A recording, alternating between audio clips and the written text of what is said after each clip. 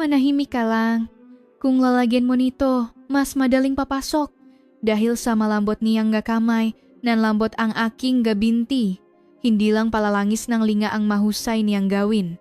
Kung pipindutin ninyo ang subscribe button, maghatid kami nga nakakagulat at nakakaantik na mga kwento mula sa tunay na buhay. Simulan na natin ang kwento ngayong araw. Mahigit 20 taon na palamulan nang buksan ko ang aking puwesto ng karnicherya sa palengke na ito. Ako si Lito, isang pangkaraniwang lalaki na nasa unang bahagi ng aking ika-60 taon. 5 taon na ang nakalipas mula nang magiwalay kami ng aking asawa. Hindi kami makasundo sa ugali, o baka naman, hindi ko lang talaga sinikap na umayon sa kanya. Sa aming pananahimik at pagdistansya, isang araw ay naging estranghero na lang kami sa isa't isa. Mula nun, maliban sa pagtitinda, wala nang naging espesyal sa buhay ko. Araw-araw, alas 7 ng umaga ako magbubukas at alas 8 gabi magsasara. Kumakain ako madalas sa isang charinderiya sa kabilang dulo ng palengke na nagtitinda ng goto. Kahit araw ng pahinga, palagi lang akong nasa paligid ng palengke. Iyon ang aking naging pang-araw-araw na buhay. Hanggang sa umagang iyon. Noong araw na iyon, medyo huli akong nagbukas. Pinulikat kasi ang braso ko habang naghihiwang karne noong nakaraang araw. Dahan-dahan kong itinaas ang rolyong pinto at lumabas para maglinis. Nang may isang bagong tindahan sa eskinita sa dulong palengke ang pumukaw sa aking pansin. Kumikinang pa ang karatula nito at sa loob ngang salaming bintana ng tindahan, may isang babaeng nakatayo na nakasuot ng malambot na kulay rosas na apron. Ngayon ko lang siya nakita. Ang pangalan ng tindahan ay Langisan ni Maria. Sa matagal na panahon, ngayon lang ako nakarinig ng ganong klaseng pangalan ng tindahan.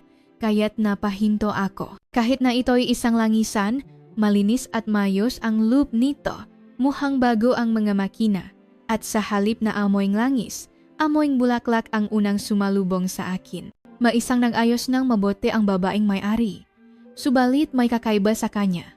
Isang uri ngang natatanging kalungkutan ang nakabakas sa kanyang mukha na patuloy na pumupukaw sa aking pansin. Tila nakita rin niya ako. Bahagya niyang inilingon ang kanyang ulo at naktama ang aming mga mata. Nagbatian kami ng magaan, ngunit ang kanyang ngiti ay may kakaibang epekto na tumagal sa aking isipan. Hindi ito yung pakiramdam na maganda siya, kundi isang damdamin na tila kumanti sa isang sulok ng aking puso, isang damdamin na matagal ko nang kinalimutan. Ngunit, simula noong araw na iyon, palagi ko siyang naisip. Habang naghihiwangang karne sa aking puwesto, bigla na lang papasok sa isip ko ang kanyang mukha. Naalala ko siya habang kumakain mag-isa sa gabi at kinabukasan kahit amoy lang ng langis ng niyog ang maamoy ko, siya agad ang naalala ko. Kakaibang tao, iyon ang unang pagkakataon na may nagparamdam sa akin ng ganun. Mula nun, kahit isang beses sa isang araw, palagi akong napapatingin sa eskinita na iyon. At ilang araw lang ang lumipas, nagsimulang kumalat ang nga sismis sa palengke. Maganda raw yung babae sa langisan. Mag-isa lang daw siya, pero para sa edad niya, maganda at may dating. Narinig ko ang nga usapan na parang wala lang, ngunit sa luplup ko, may kakaiba akong naramdaman. Nainis ako kapag may nag-usap tungkol sa kanya, at hindi ko namamalayan, nakikinig pala ako. Talaga ngang mapalinlang ang puso ang tao. Isang beses lang kaming nakita. Isang simpleng batian lang ang aming pinagsaluhan. Ngunit bakit palaging sumasagi sa isip ko ang kanyang ekspresyon? Bakit nakakabit sa puso ko ang kanyang ngiti? Noon hindi ko rin alam. Ngunit kung babalikan ko ngayon, marahil iyon ang simula, ang unang sandali naming dalawa na tahimik na nagbukas ng pinto sa ikalawang yugto ng aking buhay. Gabi na nun, isasara ko na sana ang puwesto nang mapansin kong mas tahimik ang palengke kaysa karaniwan. Tanging ang ilaw mula sa poste ang nagbibigay liwanag sa madilim na eskinita kung saan naroon ang langisan. Sa likod ng salaming pinto na isinara niya, nakita ko ang maayos na pakahanay ng bote at isang malit na bulaklak ng krisantemo sa ibabaw ng mesa. Hindi ko alam kung bakit, pero matagal kong tinitigan iyon. Talaga ngang kakaiba ako. Kung magiwa akong karne, dire-diretso lang, ngunit pagdating sa puso, Bakit napakabagal atangan nito?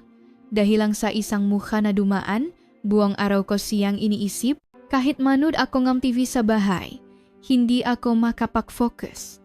Habang nakaupo sa sofa at humihigop ng sabaw to, bigla na lang papasok sa isip ko ang kanyang ngiti.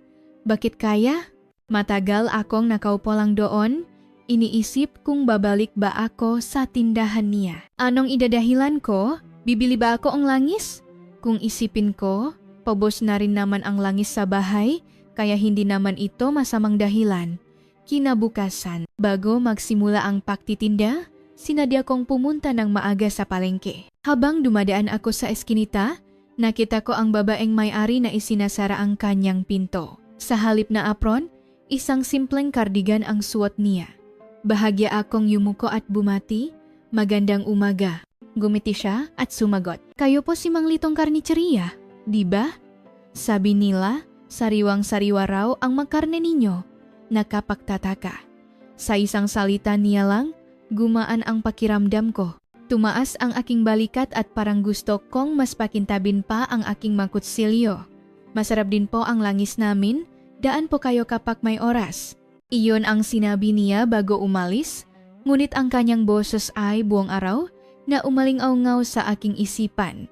Isang boses na kalmado at malinaw, tulad ng isang tahimik na lawa. Noong gabing iyon, habang naglilikpit ako sa palengke, narinig ko ang usapan ngang ibang magatindero. Si Maria, yung salangisan, kahit mag-isa lang, araw-araw maayos manamit, hindi siya ordinaryong babae. Naku, sa tingin pa lang, mukhang hindi biro. Nakunwari akong walang narinig. Ngunit ang bahagyang panunuya sa kanilang tono ay bumabagabag sa akin. Bakit ang mga tao, sa halip na tingnan ang isang tao kung sino talaga siya, ay hinuhusgahan at pinag-usapan siya ng walang pakundangan? Dahil lang ngumiti siya sa isang tao, hindi naman ibig sabihin nun ay may gusto na siya. Dahil lang mag-isa siyang nabubuhay, hindi naman ibig sabihin nun ay wala siyang pinagdadaanan. Mula nun nagsimulang lumaki ang mga sismis. Ang dating maganda raw, may dating daw, ay naging may kinakama raw, madaling makuha sa magandang usapan, mahilig sa lalaki. Habang naririnig ko ang mga iyon, ayokong maniwala. Mayroon akong isang uri ng katiyakan na hindi siya ganoong klase ng tao, o baka naman, iyon lang ang gusto kong paniwalaan. Marahil ay matagal na panahon lang na walang taong gusto kong pakukulan ng pansin. Ngunit ang masismis na iyon ay nagsimulang bumalot sa buwang palengke, at sa gitna ng lahat ng iyon, inisip ko pa rin ang mukha ng babaeng iyon habang tahimik na naghahanap ng dahilan para bumili ng langis. Iyon ang mahabang paunang salita sa aking isipan bago tuluyang magsimula ang aming kwento. Ang pusong kau kung minsan nayayani kahit samgawalang kwentang salita. Hindi mo alam kung totoo o hindi, pero ang isang salita ay patuloy na umikot sa iyong isipan. Pagkatapos kong unang makita si Maria, unti-unting nakbago ang kapaligiran sa palengke. Ang ngahakbang na dati patungo sa aking puwesto ay palaging napapahinto sa tapat ng langisan. Ang lalaking may-ari ng tindahan ay walang dahilan na naglalakat-lakat sa harapan nito. Ang iba naman, kahit hindi kailangan ng langis, ay pumapasok para makipag-usap at magbiro. Sa tuwing nangyayari iyon, ngumingiti lang siya at nakikisakay.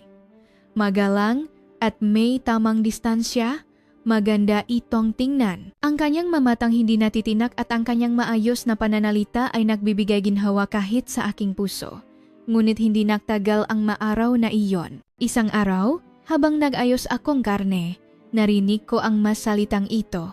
Hoy, narinig mo ba? Si Mang Tonyong Hardware at si Aling Maria, maganda raw ang samahan nila ngayon. Talaga? Hindi ba't may asawa si Mang Tonyo? Ano yung babay? Kabit? Napahinto ang kamay kong may hawak na kutsilyo. Parang bumagsak ang puso ko, inisip kong baka nakamali lang ako ngang dini, kaya't nagpatuloy ako sa pagyuko, ngunit ang masumunod na salita ay mas malala pa. Nakita ko sila. Sa likod ng eskinita ngang langisan na kuusap sila. Sobrang lapit nila. Nako, sinungaling, hindi naman ganyan yung babae. Kaya nga, mukhang mahinhin pero may tinatago pala. Ganyan talaga ang mababaeng mag-isa. Sa sandaling iyon, mas matalim pa ang nga salitang ang tao kaysa sa kutsilyong hinihiwa ko sa karne. Hindi na mahalaga kung ano ang totoo at kung ano ang kasinungalingan. Ang mahalaga lang ay kung sino ang nagsabi at gaano ito kainteresante. Wala akong masabi. Natakot akong baka kung makialam ako ay mapakamalan pa, ngunit kumukulo ang dugo ko. Mayroon akong hindi may paliwanag na katiyakan na hindi ganoong klaseng tao si Maria. Gayunpaman, ang masalitang naririnig ko ay patuloy na yumayanig sa akin. Ang tao, kahit alam niya ang totoo, kapag paulit-ulit na naririnig ang kasinungalingan, nayayanig din. Noong gabing iyon, pauwi na ako matapos magsara ng huminto ako sandali sa tapat ng langisan. Patay ang ilaw at tahimik sa loop. Ang bulaklak ng krisantemo sa ibabaw nga mesa ay tila malungkot na nag-isa. Totoo kaya? Sumagi iyon sa isip ko. Tapos agad kong iwinaksi? Hindi. Impossible.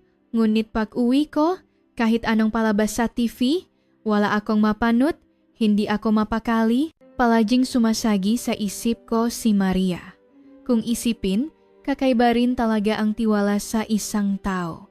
Kapag naramdaman mo na ang kabutihan ng isang tao, hindi ito basta-basta masisira ngam nga salita. Ang unang bati niya, ang unang pagtatamang ng aming nga mata, ang kanyang tahimik na ngitinong araw na iyon lahat ng iyon ay mas malinaw sa aking isipan kaysa sa anumang sismis, kaya't sa huli, bumalik ako sa langisan na iyon. Hindi dahil kailangan kong langis, kundi dahil gusto kong makita ang tunay niyang pagkatao. Kinabukasan ng umaga, mas maaga pa sa karaniwan akong nagbukas ng tindahan.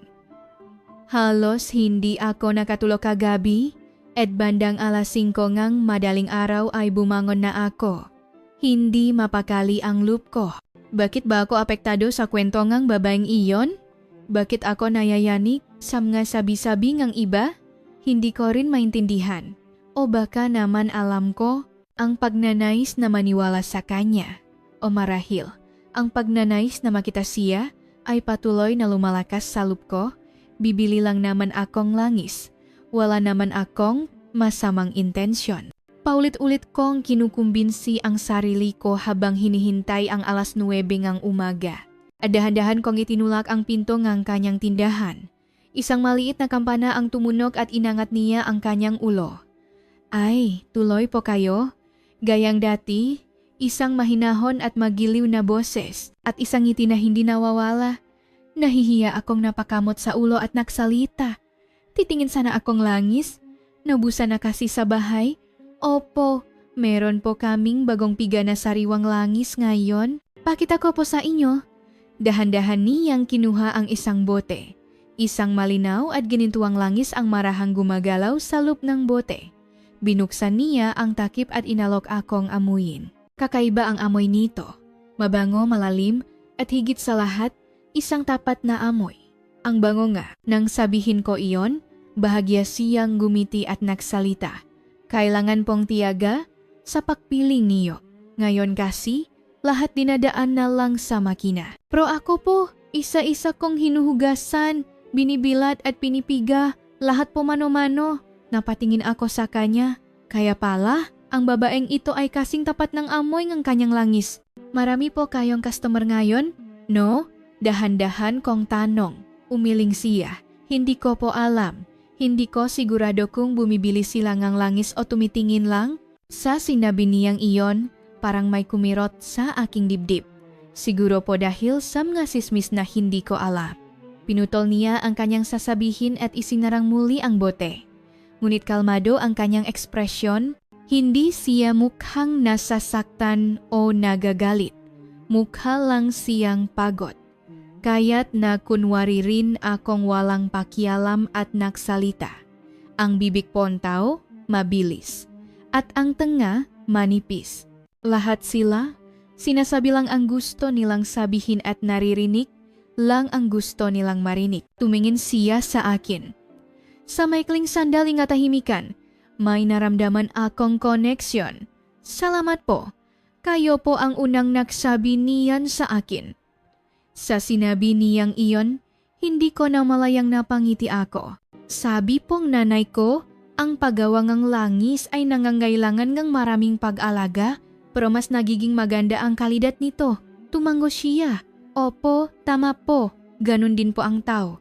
Ang taong pinag-ukulan ngang maraming pagmamahal ay nagiging mas mabuting tao? Sa sandaling marinig ko iyon, nakumpirma ko. Ang babaeng ito ay hindi magpapadala sa mga sismis. Higit sa anumang salita, ang isang tahimik na katapatan na ito ang kumapit sa aking puso. Noong araw na iyon, habang daladala ang isang boteng langis pabalik sa aking puwesto, pakiramdam ko ay may dala akong isang regalo. Ang langis na ginawa niya at ang mga salitang binitawan niya ay parehong may kakaibang init. At isang sulok ng aking puso ang matagal na nanatiling mabango. Mula nun, kahit hindi pa ubos ang langis, palagi akong napapadaan sa eskinita na iyon. At sa mga panahong iyon, ang sismis sa palengke ay nagsimulang tumungo sa mas kakaibang direksyon. Mula nun, kahit hindi pa ubos ang aking langis, ilang beses akong naglalakad-lakad sa harap ng kanyang tindahan. Nakukunwari akong umikot lang sa palengke, nagsisinungaling na dahil maganda ang panahon kaya, naglalakad-lakad lang ako. Ang pagtingin lang kung bukas ang pinto ng kanyang tindahan ay naging pinakamahalagang bahagi ng aking araw. At sa mga araw na nagkikita kami, tila humahaba ang aking araw. Isang maikling ngiti at bati lang niya ay sapat na. Kahit hindi maganda ang benta sa araw na iyon. Ganun din noong araw na iyon. Isang maulan na hapon, matapos kong ayusin ang nga karne, mas maaga akong nagsara at lumabas nga. Walang payong. May natitira pa akong isang boteng langis, ngunit dahil gusto ko lang makita ang kanyang muha, muli akong naglakad patungo sa dulo ng eskinita. Ngunit sa araw na ito, patay ang ilaw ng tindahan, mahigpit na nakasara ang pinto, at walang makita sa loob ng salaming bintana. Hindi ko akalain na ang katahimikan ng tindahan, na kahit ang tunog ng gumugulong na bote ng ngis ay wala ay magiging ganun kalungkot. Matagal kong tinitigan ang lugar na iyon bago malungkot na tumalikot nang may narinig akong nagsalita sa likuran ko. Si Aling Maria hindi na lumalabas sa gabi. Sinasara niya ang tindahan at may iba nang ginagawa kasama ang nga lalaking customer. Sumingit ang isa pang boses. Oh, narinig ko rin. Kamakailan lang, si Mang Tonyo ng hardware at siya ay nag-check-in daw sa motel at nagsaya. Bawat salita ay may kasamang mali siya. Mga salitang walang basehan na, basta na lang binibitawan, puno ngang maling akala at panunuya. Sinadya kong bilisan ang aking paglakad at nakunwaring hindi narinig, ngunit sa loob ko, may kumukulo kapag ang nga tao ay basta na lang humuhusga. Hindi na nila pinakikinggan ang panik ng taong iyon. Sa halip, ikinukulong nila ito sa sarili nilang imahinasyon. Walang nakinig kay Maria. Tanging nga ekspresyon na tila nagsasabing baka nga totoo at hindi kaya, habang sumisilip sa tahimik na tindahan. Ang katotohanang wala siya ron ay lalo pang nakpalakas sa mga sismis. Nag-isip ako, dapat ba akong makialam? O dapat ba akong magpatuloy na parang walang nangyari? Ngunit ang imahengang nakasarang pinto ng tindahan ay hindi maalis sa aking isipan buong araw. Hindi lang ito tungkol sa isang bakanteng tindahan. Parang isang sulok ng aking puso ang nawalan ng laman. At noong gabing iyon, hindi ako makatulog sa aking madilim na silid. Muling naalala ang ngiti ni Maria. Ang maikling ngunit mainit na pag-usap, ang kanyang kamay na maingat na nagpapaliwanag tungkol sa boteng langis, at ang kanyang mata na tahimik na tinitiis ang lahat. Hindi siya ganoong klaseng tao. Gusto kong sabihin iyon sa isang tao. Ngunit naramdaman kong wala pa akong karapatang sabihin iyon. Kaya't kinabukasan, nakpasya akong bumalik sa eskinita na iyon. Makukunwari akong walang nangyari at maghihintay na magbukas ang kanyang pinto. Hindi nagbukas ang pinto ng kanyang tindahan noong araw na iyon. Lumipas ang 2 araw, 3 araw, hanggang 1 linggo, ngunit nanatiling sarado ang pinto. Nakalimutan na yata nga tao sa palengke ang kanyang pangalan at tinatawag na lang siyang yung babae sa langisan. Samantala, si Mang Tonyong hardware ay patuloy na nakikipagbiruan sa mga tao na parang walang nangyari. Grabe, ang ganda ng katawan. Iba sa edad niya. Sa labas mukhang mahinhin pero dahil mag-isa lang grabe pala. Sa gitna, nilagyan pa ang langis, grabe, nakakabali. Subukan niyo, mas madali siyang makuha kaysa sa inaakala niyo. Mukhang wala siyang kamalay-malay na sa ilang salita lang ay sinira niya ang isang tao, ngunit ganun talaga ang tsismis. Mas malakas pa sa katotohanan at mas mabilis pa sa matangang tao. Isang hapon, habang kumakain ako ng luga sa isang upuan malapit sa palengke, lumapit si Aling Nenang ng gotohan at nagsalita. Lito, yung babae sa langisan, dahan-dahan kong inilingon ang aking ulo. Hindi maganda ang kutob ko. May interest daw, sabi nila siya raw ang unang lumapit kay Mang Tonyo. Nakita raw sila ng mga tao na makahawak kamay na lumalabas sa langisan tuwing gabi. Halos hindi ko namalasahan ang lugaw sa bibig ko. Alam kong kasinungalingan ang gasalitang iyon. Palagi siyang maayos maglikpit. Laging nasa oras umuwi at hindi nawawalan ng galang sa pananalita. Ngunit ngayon tahimik siya at sa kanyang pananahimik, gumagawa ang nga tao ng sarili nilang kwento. Isang pakiramdam ng kawalang katarungan ang kumukulo sa loob ko, ngunit hindi ako makapagsalita. Ang palengke ay isang maliit na komunidad na konektado sa kabuhayan at isang maling salita lang ay maaaring katapusan ng iyong negosyo. Natatakot din ako. Baka kung makialam ako ay mapagkamalan din na lalong magpapahamak sa kanya o baka ako naman ang pag-isipan ngang masama. Lumipas ang ilang araw at isang araw may narinig akong sigawan mula sa harap ngang nakasarang tindahan. Habang naghahanda ako para sa pagtitinda, narinig ko ang mataas na boses ng isang babay. Inakit mo ang asawa ko. Pare-pareho ang sinasabi nga tao. Ginamit mo ang mga mata mo para akitin siya. Kumalat na ang sismis sa buong palengke. Nagulat ako, ibinaba ko ang kutsilyo at lumabas. Nagkumpulan na ang matao at sa gitna nila ay naroon ang matagal nang hindi nakikitang si Maria, nakatayo lang. At isang babae ang sumasabunot sa kanya. Asawa ni Mang Tonyo, sumisigaw siya ng mamura habang si Maria ay walang kibo, nakayuko lang, lahat ng mata ay nakatuon sa kanya. Sa sandaling iyon, kusa akong kumilos. Sumingit ako sa pagitan nila at hinawakan ang kamay ng asawa ni Mang Tonyo, huwag po kayong ganyan. Masyado naman pong hindi makatarungan na maniwala lang kayo sa sabi-sabingang isang tao. Galit siyang itinulak ako at sumigaw. Anong alam mo?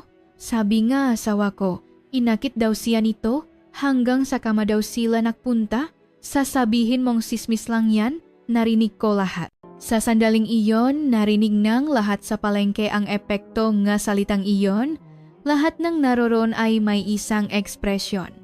Parang naniniwala, pero ayaw maniwala, ngunit hindi sigurado. Hindi inangat ni Maria ang kanyang ulo at ako'y nakatayo lang doon, nakatingin sa kanyang nga balikat.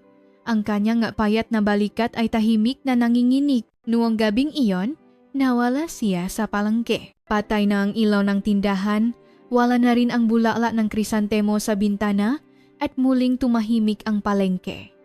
Ngunit ni isang sandali ay hindi ko makalimutan ang mukha ni Maria. Bakit hindi siya nagsalita? Bakit niya tinis lahat ng tahimik?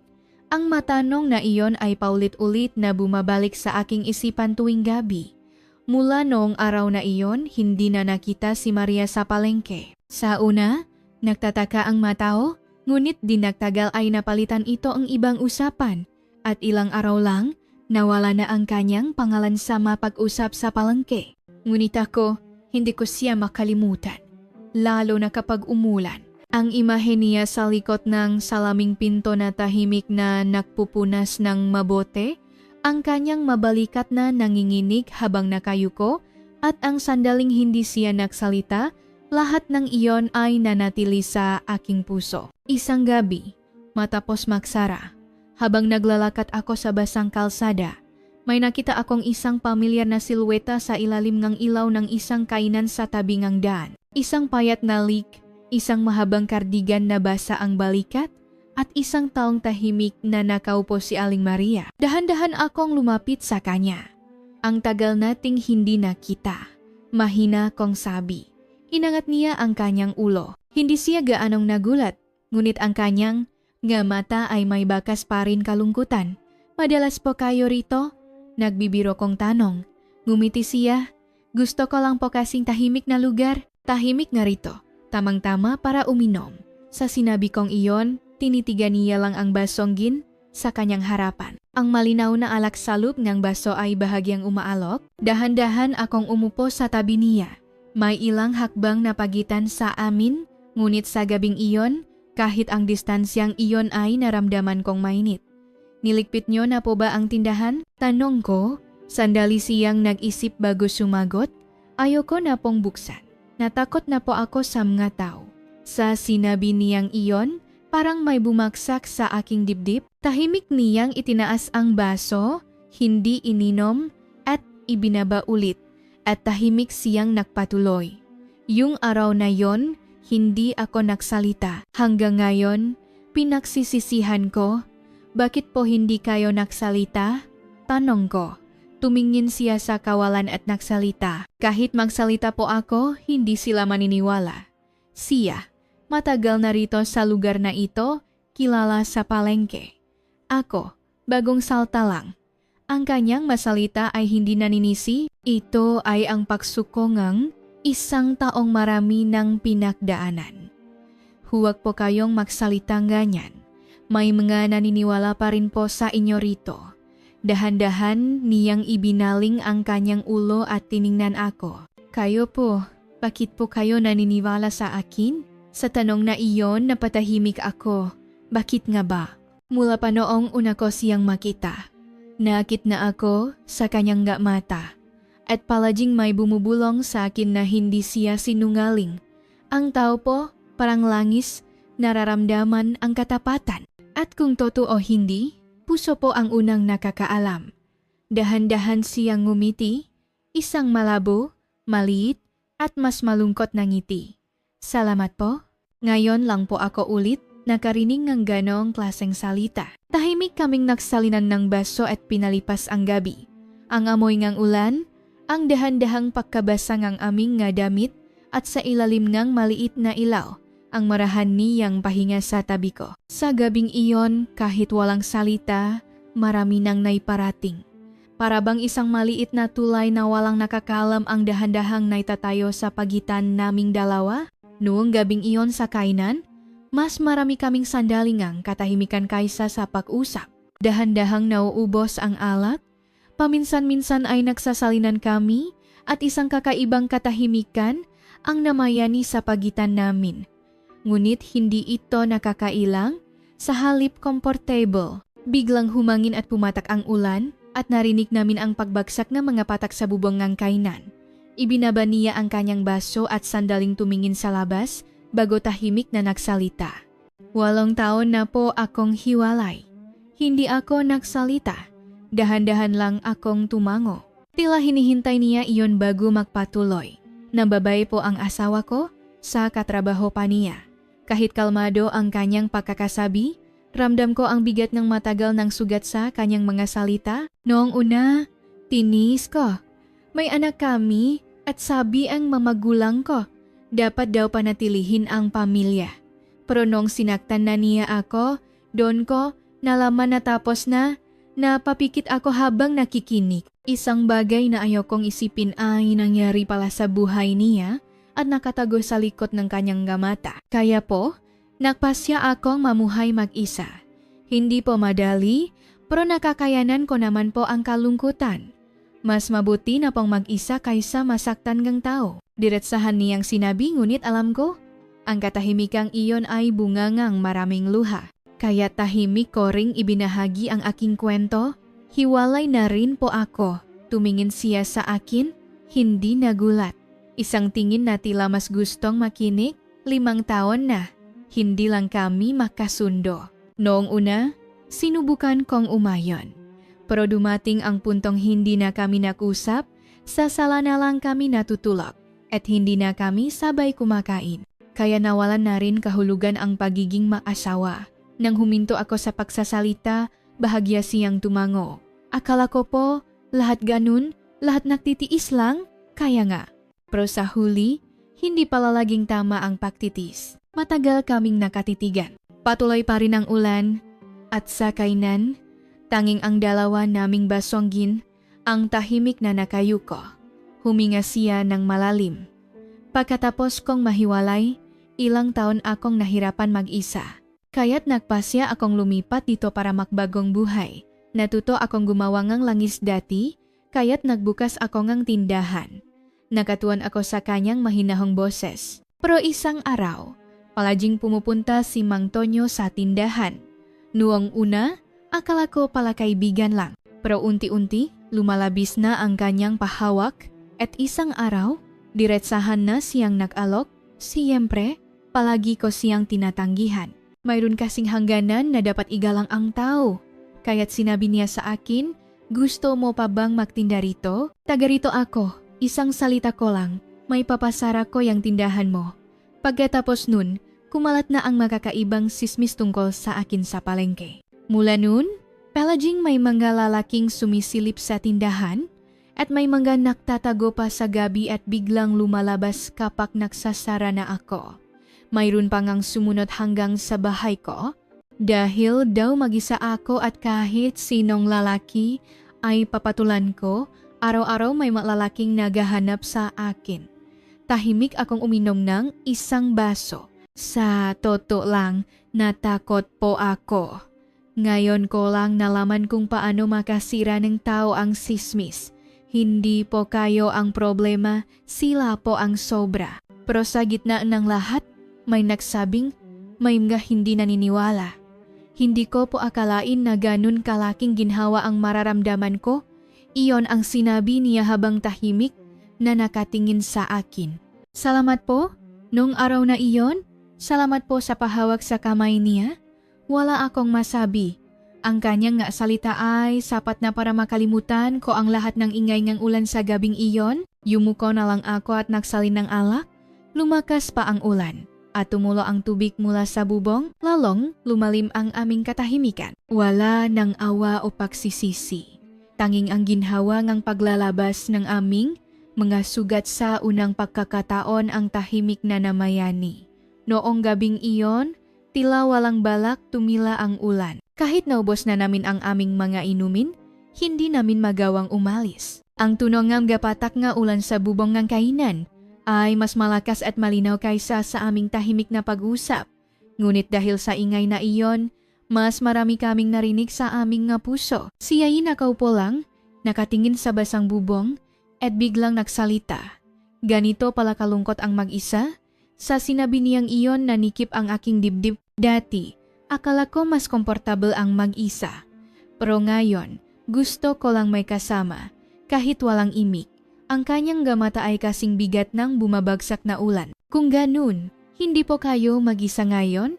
Hindi iyon isang nakahandang linya o pinag-isipang salita. Ito lang ang tapat kong nararamdaman na ayaw kong umuwi siyang mag-isa at malungkot. Narinig niya iyon at dahan-dahang lumingon sa akin. Hindi nagulat o nabigla, kundi isang tingin na tila maingat at dahan-dahang nagbubukas ng pinto ng kanyang puso. Okay lang po ba sa inyo? Mahinahon niyang tanong. Ako pa nga po ang dapat magpasalamat. Ayoko rin pong mag-isa ngayong gabi. Ganun? Sa ilalim nga, iisang payong. Nilisan namin ang eskinita ngang palengke. Malakas pa rin ang ulan at basang-basa na ang aming sapatos. Ngunit wala kaming ni isang reklamo. Ang sandaling iyon ng makasabay na paglakat ay bago ngunit mainit. Hindi kalayuan sa palengke ang aking bahay. Isang maliit at lumang apartment sa unang palapak ngang isang dalawang palapak na gusali. Marami pa ring gamit mula noong kasama ko pa ang aking asawa. Ngunit sa loob ng 5 taon, ito ay naging isang lugar na pinagtitiisan ko lang. Pagbukas kong pinto, hinubat niya ang kanyang sapatos at sandaling tumingin sa paligid. Ang tahimik po palang ang bahay ninyo. Opo, kaya kailangan kong buksan ang TV para hindi masyadong malungkot. Nagpunta ako sa kusina at nagbakulo ng tubig. Umupo siya sa maliit na sofa sa sala at maingat na inilapag ang kanyang basang Amerikana sa kanyang hita. Lalamigin po kayo? Kukuha po akong kumot. Inabutan ko siya ng isang maliit na kulay abong kumot. Nagpasalamat siya at bahagyang ngumiti. Sa sandaling iyon, Bigla kong naisip, matagal na pala siyang walang sinasandalan. Habang kumukulo ang tubig at nagsasalin akong salabat sa tasa, maingat akong nagtanong, hindi po ba kayo nailang? Uminom siya nga salabat at yumiling. Kakaiba, pero comfortable po ako. Mukhang makatulog po ako ng mahimbing ngayong gabi. Sa sinabi niyang iyon, uminom din ako ngang mainit na salabat. Walang pait o tamis, tanging ang mainit na pakiramdam na bumaba hanggang sa aking dibdib. Sumandal siya sa sofa at tumingin sa bintana. Patuloy pa rin ang ulan at may gaguhit ng tubig sa salamin. Ang kanyang profile ay kakaibang tahimik at maganda. Isang mukha na hindi nagpipigil, gamatang hindi naghihintay. Sa sandaling iyon, hindi ko na malayang nakatingin na pala ako sa kanyang kamay. Ang payat at tahimik na kamay, akmang ipapatong ko ang aking kamay ngunit muli kong kinuha ang tasa, masyado pang maaga, matagal na siyang nasasaktan. Sa gabing iyon, hindi kami masyadong nag-usap, ngunit mas marami kaming nakita sa isa't isa kaysa sa anumang pag-usap. At ang sandaling iyon ay parang isang matagal kong hinintay na simula. Noong gabing iyon, makaharap kaming uminom ng salabat na hindi mainit o malamig. Patay ang TV, walang radyo, at tanging ang tunog ng ulan sa labas ang tahimik na pumupuno sa pagitan namin. Siya ay nakakumot, nakasandal sa sofa, at paminsan-minsan ay pumipikit na tila nagpapahinga. Ako naman nakatingin sa kanya, tahimik na hawak ang tasa. Tahimik na bahay, malayo sa ingay ng mundo, at ang natira na lang ay ang gabing ito at siya. Maya-maya, mahina siyang nagsalita. Ganito pala, pwedeng mayanig ang puso ng isang tao. Ibinaba ko ang tasa at maingat siyang tiningnan. Kapag kasama ang isang tao ng tahimik, parang gusto kong umiyak. Pilit siyang ngumiti, ngunit sa kanyang ngiti, mayroong matagal ng pangungulila. Walang imik kong iniabot ang aking kamay. Ipinatong ko ito sa kanyang kamay na nasa braso ang sofa. Hindi siya nagulat. Dahan-dahan, napakabagal, tumingin siya sa akin. Hindi po ba ako nakakailang sa inyo? Ang kanyang boses ay parang isang matagal ng tanong. Umiling ako, hindi po. Sa katunayan, napaka-komportable ko po ngayon na makasama tayo. Pumikit siya. At walang imik na isinandal ang kanyang ulo sa akin. Tinanggap ko ang maliit na paggalaw na iyon. Ganun kami unang nahalikan. Hindi mainit o marahas. Tulad ng isang basang dahon na tahimik na sumasandal sa isa't isa, sapat na ang init ng aming galabi. Pagkatapos ng halik, hinalikan ko rin ang kanyang noo. Yumuko siya at dahan-dahan kong hinawakan ang kanyang kamay. Mabagal ang takbong oras at hindi pa rin tumitila ang ulan sa labas. Sabi niya, sana hindi matapos agad ang gabing ito. Mahina akong sumagot. Lilipas din ito. Pero sigurado akong sa dulo, tayong dalawa ang matitira. Tumingin siya sa akin at ngumiti. Sa pagkakataong ito, isang tunay na ngiti. Mas mainit kaysa noong una kaming makita. At mas malambot kaysa noong una kaming makbatian. Ito ang sandali kung saan bumukas ang pusong isang tao. Noong gabing iyon, makasama kami. Walang itinatago, walang pilit na ipinapaliwanag.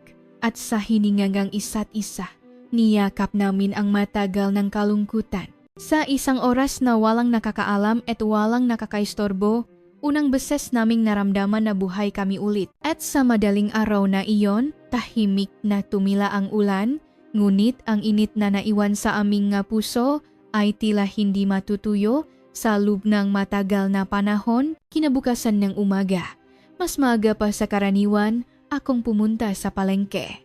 Hindi naman nagbago ang araw, ngunit ang puso ko ay malinaw na naghahanda para sa isang araw na iba sa nakaraan. Habang itinataas ko ang rolyong pintong karnicheria, unang tumingin ako sa eskinita kung nasaan ang langisan at tahimik akong napangiti. Bukas ang ilawng tindahan. At sa loob, naroon ng pamilyar na imahe niya, nakasuot ng apron at nagpupunas ng ngabote, si Aling Maria. Bumalik na siya. Habang nagayos akong mga karne sa loob ng tindahan, paminsan-minsan akong sumusulyap sa eskinita na yon.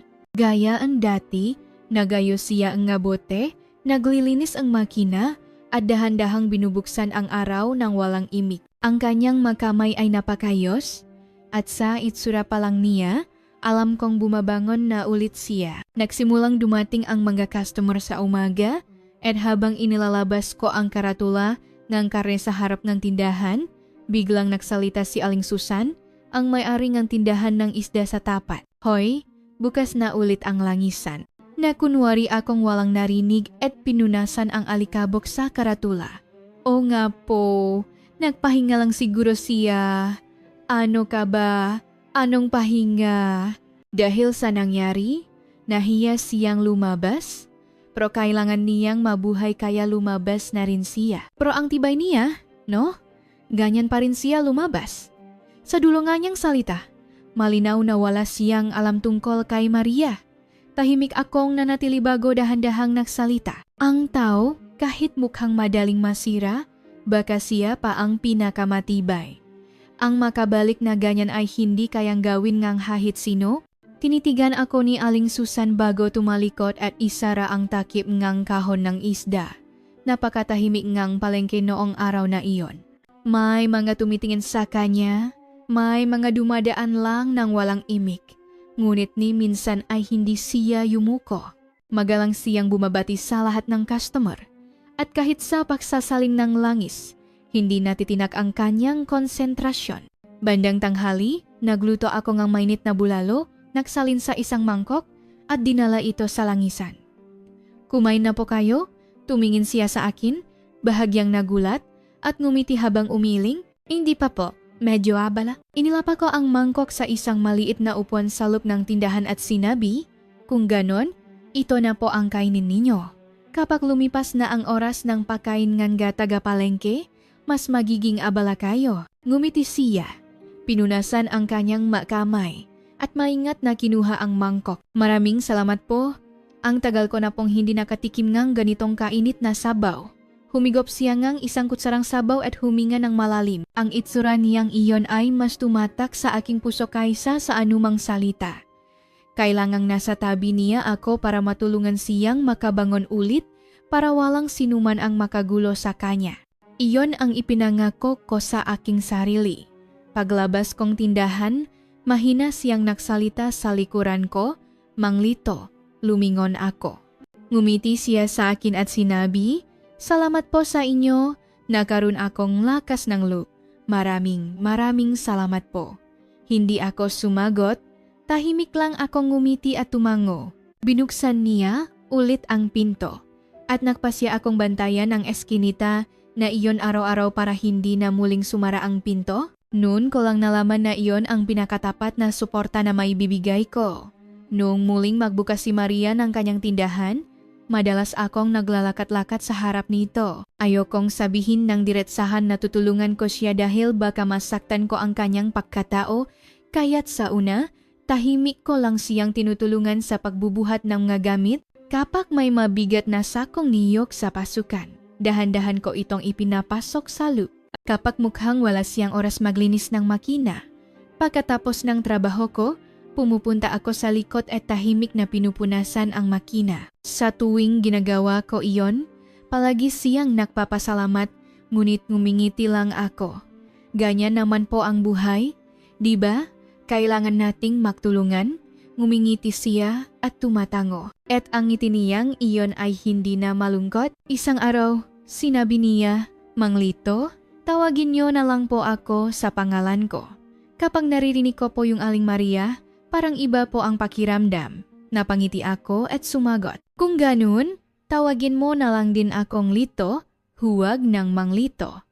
Sa sinabi kong iyon, hindi niya napigilang tumawa ng malakas. Ang tawa niyang iyon ay kasing ginhawa ngang malinaw na kalangitan pagkatapos ngang isang malakas na ulan.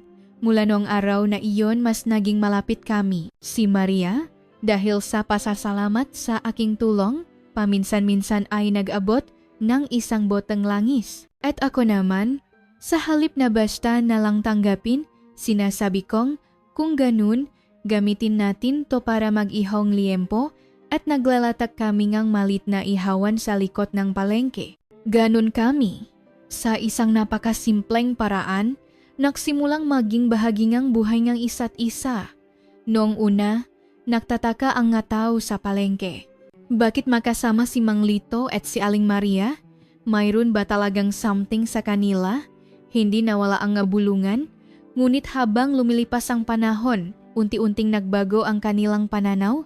Kapag makasama kaming nakwawalis sa harap ngang tindahan, lalapit ang may-ari ngang gulayan para makipag-usap. Kapag oras ng tanghalian, sasabihin ngang taga-kainan, sabay na kayong kumain, ako na ang maghahanda at maglalabas ng 2 mangkok. Ngumingiti si Maria at nagsasabi, ngayon ko lang naramdaman na taga-palengke na talaga ako. Sa sinabi niyang iyon, tahimik kong idinagdag. Maria, ganyan ka na talaga nun pa. Ngayon lang nila nakita. Walang imik siyang tumingin sa akin at ang tingin niyang iyon ay mas mainit pa sa anumang sagot. Ganun kami, salop ngang maliit ngunit malaking mundo ngang palengke. Natutong tumayo ng makatabi. Ang amoy ng langis ay humahalo sa amoy ng inihaw na karne at sa maliit na upuan sa harap ng karnicherya, madalas kaming magkatabing umiinom gang sa hapon. Unti-anting nagbago ang tingin ng matao sa amin. Hindi na paninisi o pagdududa, kundi isang mainit at tahimik na tingin na parang sa isang matagal ng kapitbahay. At nalaman ko, ang pagtayo ng makasama ay hindi tungkol sa pag-abot ng isang bagay, kundi ang pananatili sa tabi ng isang tao. Ang sandaling binuksan ni Maria ang kanyang pinto at ako'y tumayo sa kanyang tabi, ay naging pinakatahimik ngunit pinaka-espesyal na sandali namin sa palengke, Sabado noon. Pagkatapos ng bandahan sa umaga, habang nagsisimulang magsara ang matindahan sa palengke, maingat ko siyang tinanong, may oras ka ba ngayon? May maliit na danan sa likod ng palengke? Gusto mo bang maglakat-lakat tayo? Sandaling nagulat si Maria, ngunit ngumiti siya at tumango. Gusto ko pong maglakat, medyo malungkot lang makisa kaya hindi ako pumupunta. Pero kung makasama tayo, masaya siguro. Hinubat namin ang aming maguwantas, tiniklop ang aming maapron, at nagpalit ng komportableng sapatos bago dahan-dahang maglakat sa likod ng palengke. Ang eskinita na iyon ay patungo sa isang maliit na burol kung saan ako nagbibisikleta noong bata pa, at sa dulo nito ay may manggahagda ng kahoy papunta sa isang maliit na bundok, hindi matarik o mahirap ang daan. Marahan ang ihip ngang hangin sa magadahon, at ang langit ay malinaw at buhaw. Nagsimula kaming maglakat ng magkatabi, hindi kami masyadong nag-usap, hindi dahil sa pagod, kundi dahil naging comfortable na kami sa isa't isa kahit walang imik. Sa kalagitnaan ng pag-akyat, may nakita kaming isang maliit na upuang kahoy. Pinunasan ko ang aking nugamit ang panyo at ngumiti. Doon tayo magpahinga sandali. Tahimik na tumango si Maria at umupo kami ng magkatabi. Sa malayo, makikita ang ngabubong ng palengke at sa itaas nito, dahan-dahang gumagalaw ang ngaulap. Siya ang unang nagsalita. Kakaiba rin po ang palengke, no? Maingay pro kapag walang tao, ito ang pinakatahimik na lugar sa mundo. Dahan-dahan akong sumagot. Tama. Kaya kapag may isa kang tunay na kaibigan doon, iyon ang pinakamalaking ginhawa. Tumingin siya sa akin. Tila nasisilaw sa araw, tinagpan niya ang kanyang noo at bahagyang ngumiti. Si Lito, bakit po kayo nagkaroon ng interes sa isang taong tulad ko? Biglaan ang tanong, ngunit hindi bago sa akin. Parang isang matagal ko nang hinihintay na tanong at mayroon na akong sagot. Hindi ko alam, mula noong una kitang makita, tumatak sa puso ko ang iyong mga mata. Naisip kong, tahimik pero malalim na tao. Bahagya siyang tumango. Sa sandaling iyon, dahan-dahang dumapo ang kanyang kamay sa aking kamay. Ngayon ko lang po nalaman na ganito pala kainit ang pakiramdam na may sinasandalan. Salamat po sa inyo, Lito. Sa sinabi niyang iyon, huminga ako ng malalim at mahigpit kong hinawakan ang kanyang kamay. Sa sandaling iyon, narinig namin ang tawanan ng bata sa malayo at ang hangin mula sa ibabangang bundok ay humihip sa mga dahon. Tahimik kaming makahawak kamay na nakaupo ron ng matagal. Ang sikat ng araw sa hapon ay bumalot sa amin at sa ilalim ng mainit na liwanag na iyon, unang beses kong naisip ang isang kinabukasan kasama ang taong ito, isang ordinaryong araw kung saan pagkatapos ng trabaho. Maghihintayan kami. Kung kasama ko ang taong ito sa mga araw na iyon, magiging mayos ang lahat. Iyon ang pumasok sa isip ko. Pababa na kami ng bundok. Sa langit, isa-isang lumitaw ang mga bituin. Hindi pa tuluyang lumulubok ang araw, ngunit sa dulo ng kalangitan, nagsimulang kumalat ang isang madilim na kulay asul. Isang maliit na hangin ang dumaan sa mga dahon, at ang huning ng kuliglik ay nauna pa sa dilim. Malapit sa pasukan ng bundok, may nakita kaming isang maliit na kubo. Umupo kami roon ng makatabi at tahimik na uminom ng malamig na tubig. Sabi ni Maria, ang sarap po ng sandaling ito. Hindi kailangan ng salita, at ang pagtingin lang sa langit ay nagpapakalma ng puso. Tiningnan ko rin ang dulo ng langit na tinitingnan niya. May isang bituin na mas maliwanag kaysa sa iba. Ang bituin na iyan kahit saan makikita. Noong makisa ako, isang bituin lang iyon. Pero ngayon, dahil may kasama akong tumingin, parang mas kumikinang. Bahagyang nanginginig ang kanyang boses. Tahimik kong hinawakan ulit ang kanyang kamay. Maria, lumingon siya sa akin. Dahan-dahan akong nagsalita. Sana, sa dulong bawat araw, makasama tayo. Sa sinabi kong iyon, nanginig ang kanyang gamata. Ngunit hindi ito pagtanggi, kundi ang panginginig ng isang pusong gumagalaw. Pwede po ba tayong makasama? Mahina niyang tanong. Dahan-dahan. Tulad ngayon. Pagkatapos ngang trabaho sa palengke, paminsan-minsan ay maglalakat-lakat, sabay kakain at tahimik na magsasama. Ganun. Hindi ko na hinintay ang kanyang sagot. Tahimik kong inakbayan siya at walang imik siyang sumandal sa aking balikat. Medyo lumamig ang hangin, ngunit hindi kami gumalaw. Tila tumahimik ang mundo. Tanging ang liwanag ng gabituin ang nag-ilaw sa amin. Sabi niya sa napakababang boses, ganito pala katahimik at kainit ang maniwala sa isang tao. Lito, marami po akong takot at sugat. Okay lang po ba sa inyo ang ganun? Maikli akong sumagot. Dahil lahat ng iyon ay si Maria. Okay lang, at sa katunayan, mas gusto ko. Pumikit siya at huminga ng malalim. Noong gabing iyon, kahit walang salita, naintindihan namin ang puso ng isa't isa. Sa ilalim ng isang maliit na buro, malayo sa ingay ng palengke at bulungan ng mundo, sa ilalim ng liwanag ng gabituin, tahimik naming ipinangako ang aming pangalawang buhay. Sabi niya, bukas, maglakad ulit tayo. Sa halip na sumagot, hinawakan ko ng mahigpit ang kanyang kamay. Sa kanyang kamay, wala nang panginginig, kundi isang mainit na pakiramdam na lang ang natira. Kapag dumarating ang taglagas, bumabagal ang takbo sa palengke.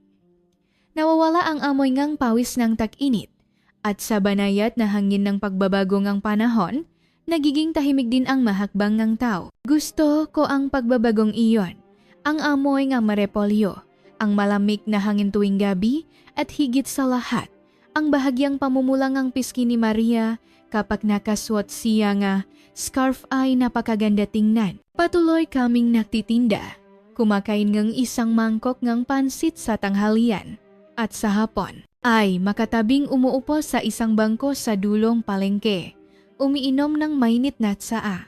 Ang nga ordinaryong araw na iyon ay unti-unting nag-udyok sa aking puso. Paano kaya kung kasama ko ang taong ito sa isang mas tahimik at payapang buhay? Isang hapon, habang magkatabi kaming naglalakad sa isang kalapit na baryo, sa isang kalsada kung saan hitik sa bunga ang punong kahel, nagsalita ako.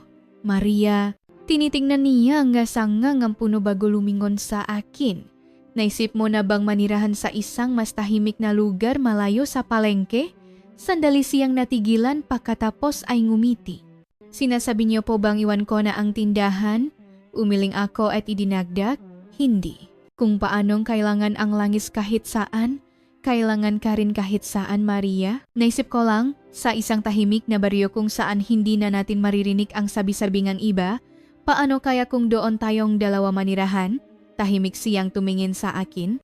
Ang sikat ng araw nga taglagas ay dahan-dahang bumaba sa kanyang mata at sa kanyang tingin, mayroong pasasalamat, pagtataka at kaunting pag-alinlangan. Ayaw niyo na po ba sa buhay ninyo ngayon, Lito? Hindi ko inaasahan ang tanong na iyon, ngunit dahan-dahan akong umiling. Hindi. Masaya ako ngayon dahil nasa tabi kita, Maria. Pero sana mas marami pa tayong oras na makasama. At sana makaroon na tayo nga araw na malaya tayong makatawa ng walang iniisip na ibang tao. Tahimik siyang huminto at umupo sa isang bato sa gilid ng daan. Hinawakan niya ang isang dahon ng kahel at bahagyang ngumiti. Ngayon lang po ako nakarinig ng ganyan. Mula nung mahiwalay ako, wala pang nagsabi sa akin na gusto niya akong makasama. Umupo ako sa tabi niya. Ngayon, nandito na ako. Sa sinabi kong iyon, pumikit siya at dahan-dahang iminulat muli ang kanyang mata. Malinaw at malalim ang langit ng Taglagas. Marahan ang ihip ng hangin. At kaming dalawa, magkatabi lang na nakaupo. Mahigpit na magkahawak kamay. Ang sandaling iyon ay isang pangako at ang katahimikang iyon ay isang sagot. Ilang araw ang lumipas, naglakad kami patungo sa isang maliit na baryo malapit sa amin, isang daanan sa tabi ng ilog. Mga bahay na gawa sa bato na magkakatabi sa isang eskinita. Isang daan na puno ng sresa na hindi pa nalalagas ang dahon. Isang tahimik at mainit na lugar. Matagal ko nang tinitingnan ang baryong ito na malayo sa palengke. May isang bahay akong kinagiliwan at narinig kong naghahanap ng titirarun habang nasa ibang bansa ang may-ari. Dito, mula sa pasukan ng baryo, dahan-dahan kong dinala si Maria sa isang maliit na daanan na may batong pader. Sa likod ng pader, may isang maliit na bakuran at isang pusa na nakaupo sa harap ng pinto ang tumingin sa amin bago dahan-dahang tumayo. Pagpasok namin sa loob ng bahay, isang maayos na sahig na kahoy, isang simpleng kusina at isang sala na puno ng sikat ng araw ang sumalubong sa amin. Walang imik siyang lumapit sa bintana at dahan-dahang hinawi ang kurtina. Sa labas, may isang maliit na hardin at sa malayo ay malabong makikita ang mga bundok. Tumayo ako sa tabi niya at sinabi, sa bahay na ito, walang mang-istorbo at kahit tayong dalawa lang ang manirahan, walang titingin. Dahan-dahan siyang tumango. Gumaan ang pakiramdam ko, ang tunok ng pagbukas ng pinto manggayaba. Ang katahimikan na ito kung saan hindi ko kailangang mag-alala ay napakasarap sa pakiramdam. Ngumiti ako. Pwede kang gumawa ng langis dito. Maglagay kang nga makina sa isang sulok ng bakuran. At kapag kumalat ang amoy, ang nga matatanda sa baryo ang unang pipila. Tumawa siya. At ang tawang iyon ay iba sa ngiti niya nung una kaming makita. Isang ngiti na hindi na nag-alala sa sasabihin ng iba. Isang ngiti na may sariling katapatan. Hindi na kailangan ng pahintulot mula sa iba. Gusto ko pong manirahan dito. Kung hindi ako mag-isa, hindi na nakakatakot ang katahimikan na ito. Sa sinabi niyang iyon, yumuko ako. Salamat, hindi po. Ako po ang mas nagpapasalamat. Kayo po ang unang tumulong sa akin ng ganito. Naglakad kami ulit sa baryo. Isang lola na bumabati sa amin habang naglalakad. Mga puting tuwalya na nakasampay at mga dahon ng kahel na umiindayok sa hangin. Lahat ng tanawin ay tila matagal na kaming hinihintay, napaka-natural. Sa pasukan ng baryo, tahimik niyang hinawakan ang aking kamay. Lito, opo, hindi na po nakakatakot ang mabuhay. Napangiti ako. Mula ngayon, palagi na akong nasa tabi mo at sisiguraduhin kong walang nakakatakot na mangyayari. Tumango siya. At sa sandaling iyon, bumagsak sa amin ang sikat ng araw ng Taglagas. Sa ilalim ng mainit na liwanag na iyon, tahimik kong ipinangako sa aking sarili. Ang mga natitirang araw ko, kasama ang taong ito, ay gagawin kong tahimik ngunit tapat. Sabi nila, ang pag-ibig sa katanghalian ng buhay ay dapat mainit, hindi nag-alap. Dahil sa edad na ito, mas mahalaga na ang kapayapaan ng puso kaysa sa tibok nito. Ang pagsasama namin ay eksaktong ganun. Hindi namin ipinaalam sa iba, walang seremonya, ngunit tahimik kaming pumasok sa buhay nga isa't isa. Isang beses sa isang linggo, tuwing Sabado ng umaga, sabay kaming pumupunta sa palengke. Pumipili ako ngang paborito kong tadiyang sa puwestong karne at si Maria naman ay kumukuha ngang kalabasa, sibuyas at kutsay sa gulayan. Makahiwalay ang aming nga bitbit, ngunit paminsan-minsan kapag nagdikit ang aming nga kamay, Nakakatinginan kami at ngumingiti. Pag-uwi, ako ang nagaayos ng karne at siya naman ang gumagawa ng pampalasa. Ang bahay ay napupuno ng mabangong amoy ng langis at masarap na amoy ng torta. Ang tanghalian ay palaging sa maliit na bakuran. Magkatabi kaming umupo sa isang lumang upuang kahoy, may ilang putahe at mainit na kanin. Lito, gusto mo pa ba ng tortang talong? Oo naman, ang torta ni Maria. Hindi na kailangang tanungin, laging may dakda. Matagal nang naging comfortable ang tawagan namin. Ngunit sa pangalan pa lang, nagiging mainit na ang puso ko. Pagkatapos kumain, inaayos namin ang hardin. Ako ang nagtatabas ng damo at siya naman ang nagdidilik sa mga halaman. Nagsimula ng mamulaklak ang mga krisantemo ng taglagas at sa pader naririnig ang huni ng gakulisap. Ang alas sa tindahan malapit sa amin ay paminsan-minsan kaming nakikita na naglalakad at nagsasabi, bagay na bagay kayong dalawa, mukha kayong matagal ng mag-asawa, nakakainggit. Kapag naririnig niya iyon, bahagya siyang ngumingiti ng may hiya at ako naman ay nakukunwaring ipinagmamalaki ang aking sarili habang yumuyuko. Ganun kami, sa pinakasimpleng paraan, nagiging makasintahan. Tuwing Sabadong gabi, makatabi kaming nanonood ng TV sa sofa habang kumakain ng dalandan. Paminsan-minsan, kapag nagtama ang aming nga mata, tahimik naming hinahawakan ang kamay ng isa't isa. Minsan, sumasayaw kami sa gitna ng salasasalyungang isang kanta sa radyo, isang hakbang, isang akbay. Hindi magandang sayaw, ngunit mayroon itong sariling ritmo na kaming dalawa lang ang nakakaala. Isang araw, sabi niya, ang maaraw na walang nangyayari, minsan napakahalaga na natatakot ako. Sabi ko, kung ganun, tayo ang mag-iingat sa mga araw na walang nangyayari. Tumango siya at lalong hinigpitan ang hawak sa aking kamay. Noong gabing iyon, makatabi kaming nakaupo sa sahig, nakatingin sa langit at naisip ko, ganito pala ang pag-ibig na hindi ko naintindihan noong bata pa ako. Tahimik, mainit at hindi nakakasawang tingnan, ang pagkakaroon lang ng isang tao sa tabi mo ay sapat na. Ganun kami naging mas malalim na makasintahan. Mabagal ang oras, simple ang buhay, at sa loob nito, tahimik kaming nagiging makamuha. Noong gabing iyon, makatabi kaming nakaupo sa isang maliit na mesa sa bakuran, umiinom ng mainit na tsaa. Patapos na ang taglagas. May amoy gabi sa hangin at sa pagitan ng malamig na mga dahon, unti-anting pumapasok ang simoy nga taglamig.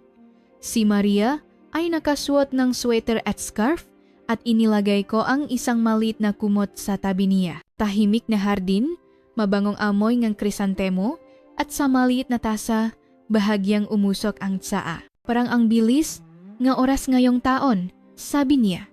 Oo nga. Pagkatapos ng tag-init, biglang lumipas na lang ang taglagas. Hawak niya ang tasa at huminga. Noong unang pasok ko sa bahay na ito, mas naramdaman ko ang kabakaysa sa pagiging pamilyar, pero ngayon, naging napakahalagang tahanan na ito para sa akin. Tiningnan ko siya at sinabi, para sa akin, ang pagkakaroon mo lang sa tabi ko ay ginagawang mahalaga ang lugar na ito. Ngumiti siya. Isang tahimik ngunit matagal na ngiti. Matagal kaming tahimik na nagiinuman ngang sa bago ako nagtanong, paano mo gustong mabuhay sa hinaharap? Tumingin siya sa akin. Tulad ngayon, wala akong masyadong hinahangat. Sana lang, manatili tayong ganito ng matagal. Dahan-dahan kong inilagay ang aking kamay sa kanyang kamay. Ako rin, gusto kong mamuhay ng tahimik. Hindi nag-away, at sa dulo ng araw, ang pagtingin lang sa muha ng isa't isa ay sapat na para gumaan ang pakiramdam. Tumango siya at mahinang sumagot. Ngayon, iyon na yata ang pinakamalaking kaligayahan. Isang maliit na hangin ang dumaan sa hardin at isang dahon ng krisantemo ang dahan-dahang bumagsak. Kinuha ko ang dahon at maingat na inilagay sa tabi ng kanyang tasa. Sa taglamig, iwasan nating magkasakit. Sa tagsibol, maglakat ulit tayo. Sa tag-init, magtayo-tayo nganten sa bakuran. At sa taglagas, kapag namulaklak na ang krisantemo, dito ulit tayo upo. Ngumiti siya. Kung ganun, Kung makasama tayo sa 4 na panahon, makasama pa rin tayo pagkatapos nun. Tumango ako sa susunod na taon at sa susunod pa. Bawat sandali ay hindi katapusan, kundi isang simula na makasama. Itinaas niya ang kanyang tasa at inabot sa akin. Kung ganun, para sa ating simula, kinuha ko ang tasa at sinabi, dahil huli na tayo nagsimula, mas tatagal tayo. Ang tunog ang aming nga tasa ay napakahina. Ngunit sa tunog na iyon, naroon ang aming tahimik na pangako na mamuhay ng makasama.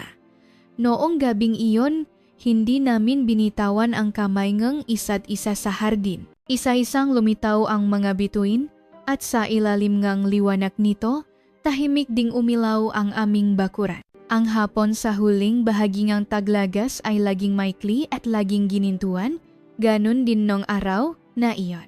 Tahimik kaming makatabing nakaupo sa isang kahoy na bangko sa bakuran.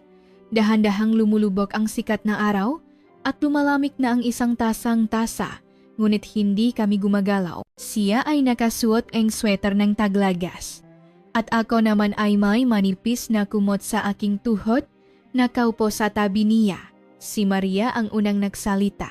Noong una, hindi ko inakalang darating ang araw na ito. Sa isang eskinita sa dulo ng palengke, may isang taong tahimik na bumili sa akin ng langis. At iyon pala ang simula ng pag-ibig. Sabay kaming tumawa. Noon, hindi ko rin alam na ang isang boteng langis ay magbubunga ng isang napakatagal na ugnayan. Hinawakan niya ang sikat ng araw sa kanyang kamay at dahan-dahang nagpatuloy. Paminsan-minsan, naisip ko, kung mas maaga lang akong nagbukas ng puso, mas matagal sana tayong makasama, umiling ako. Hindi. Possible lang tayo ngayon dahil ngayon na. Ngayon lang possible? Tiningnan ko siya at sinabi, dahil marami na tayong pinagdaanan at tiniis, kaya't nakilala natin ang isa't isa at hindi na pinakawalan. Noong nga panahong hindi pa tayo marunong, hindi natin mahahawakan ang ganitong ugnayan. Tumingin siya sa akin at tahimik na tumango. Tama. Dati, kapag umibig ako, ang una kong iniisip ay kung kailan ito matatapos. Paano ko ito ingatan? Pero ngayon, ang pagkakaroon lang isang tao sa tabi ko ang pinakamahalaga. Iniabot ko ang aking kamay at hinawakan ang kanyang kamay. Isang kamay na bahagyang mainit sa sikat ng araw, isang tahimik na init na walang panginginig. Wala ng pag-alinlangan o pag-atubili sa pagitan naming dalawa. Ang sikat ng araw sa hapon ay bumalot sa aming nga mukha at kamay, at sa ilalim ng tahimik na liwanag na iyon, malinaw kong naramdaman. Ngayon lang ako tunay na nabubuhay. Noong gabing iyon, makatabi kaming nakaupo sa dulong sahig. Tahimik na lumilipas ang taglagas, at sa langit, isang bilog na buwan ang tahimik na nakasabit. Si Maria ay nagsaling ng mainit na tsaa sa isang maliit na tasa at maingat na inabot sa akin. Pareho kaming may kumot sa aming mga tuhod at nakasandal sa pader. Ang madamo sa bakuran ay tahimik na nagpapahinga at sa malayo, sa gitna ng bundok, tanging ang tunog ng hangin ang maririnig. Kalmado ang liwanag ng buwan. At kahit ang ingay ng mundo ay hindi abot sa sandaling ito. Ganon kami, tahimik na nakatingin sa langit ng matagal. Ang liwanag ng buwan ay hindi nagbago at dahan-dahan itong bumalot sa amin. Sa sandaling iyon, naisip ko ang mabagay na pinalampas ko sa buhay, ang mapusong hindi ko binalikan, ang mapanahong mag-isa kong pinasan. Pagkatapos ang lahat ang iyon, ang makasama ang taong ito sa lugar na ito ay isang napakalaking biyaya. Sumandal si Maria at bumulong. Mas maikli ang nga araw na makasama tayo kaysa sa maaraw na nabuhay ako, pero okay lang, di ba? Dahan-dahan kong inilagay ang aking kamay sa kanyang balikat at sinabi, okay lang, sabi nila, ang bulala na huling namumukatkat ay may mas matapang na bango. Ganun din ang buhay natin. Huli na pero mas malalim at mas tatagal. Pumikit siya at huminga ng malalim. Noong gabing iyon, makatabi kaming nakaupo sa sahig at tahimik na binasbasan ang simula ng aming huling yugto sa buhay. Walang seremonya, walang pangako. Ang katotohanan lang na makasama kami sa ilalim ng liwanag ng buwan. Ang aming nga anino ay tahimik at walang katapusang umabot hanggang sa dulo ngang bakuran. Kung nagustuhan ninyo ang kwento ngayong araw, mangyaring mag-subscribe, i-like at i-set ang inyong nga notification. Mag-iwan din ngang maraming komento tungkol sa inyong ga salubin. Salamat sa panunod.